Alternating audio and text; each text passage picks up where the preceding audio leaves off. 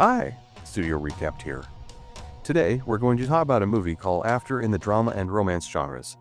Spoiler alert is on, watch out and take care. The movie kicks off with a teen girl's voiceover about how moments in life can totally change you, while we get a montage of a couple living their best life. Tessa, Josephine Langford, wakes up from a dream and starts packing up for college. Her mom, Carol, Selma Blair, and her BF Noah, Dylan Arnold, are ready to help her leave home. Fast forward to them driving through the city to Tessa's new university. They finally hit the crowded dorm halls, looking for room B22. When they open the door, loud music blasts and two girls are chilling on the bed. Tessa meets her new roommate, Steph, Khadija Red Thunder, who's vaping, and her friend Tristan, Pia Mia. After some awkward hellos, Tessa says goodbye to Noah and her mom and goes back to her room, only to find Tristan gone. Steve and Tessa chat about freaked out Carol, Noah being her BF, not her brother, and how much Tessa reads. Steve heads out, leaving Tessa to unpack. The next morning, Tessa heads to her first class and bumps into Landon, Shane Paul McGee, outside a locked classroom.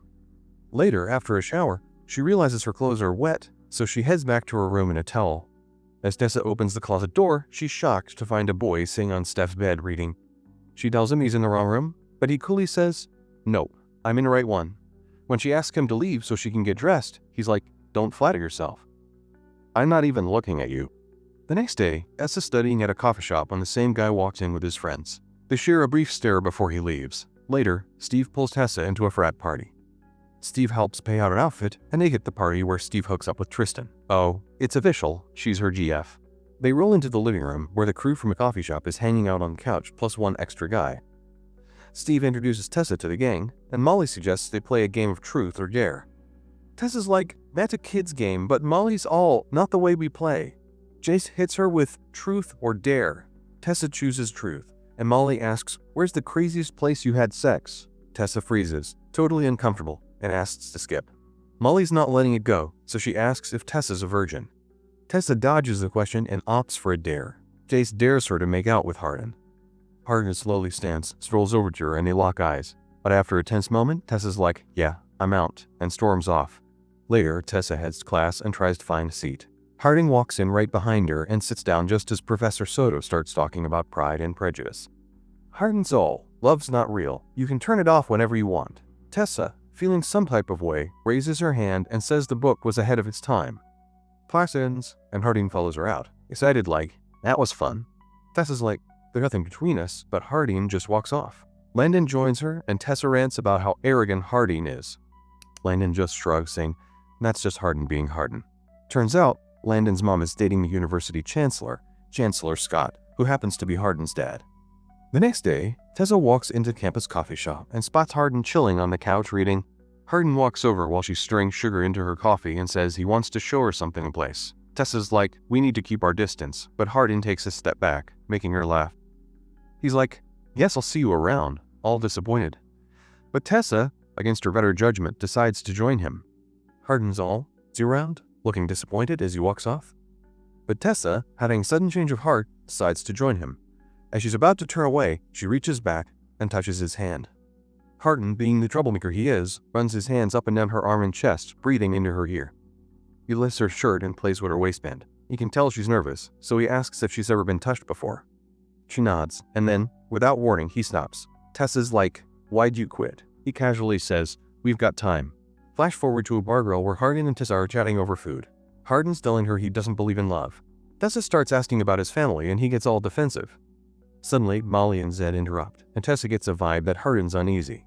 She asks if he's embarrassed to be seen with her, but he denies it. Tessa's like, "Well, I'm telling Noah about us," and Hardin's like, "Nothing's going on," and adds, "If you want to dump Noah, do it for you, not for me. I don't date." Tessa's furious. She slams his keys on the bar and storms off. Hardin, realizing he messed up, mutters to himself. Later, Noah shows up and surprises Tessa. They go to a bonfire where everyone meets Noah. Hardin, being the broody mess he is, gets all jealous.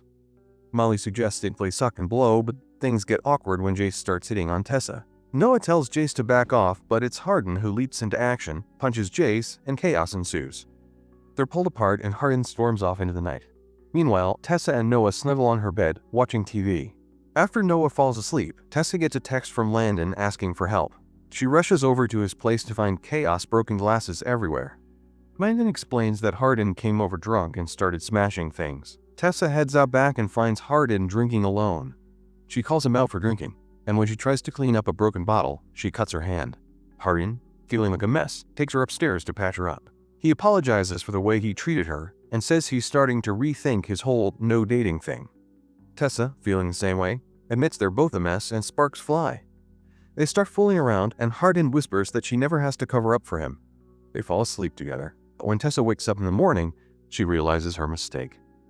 She rushes back to her dorm, only to find Noah waiting outside. He's suspicious, and when he sees Hardin, everything clicks. Tessa tries to explain, but Noah storms off, leaving her with Hardin, who's already done enough damage. Tessa tells him to go home, slams the door, and heads back to her room. One night, Tessa shows up at Hardin's frat house after he texted her to come over.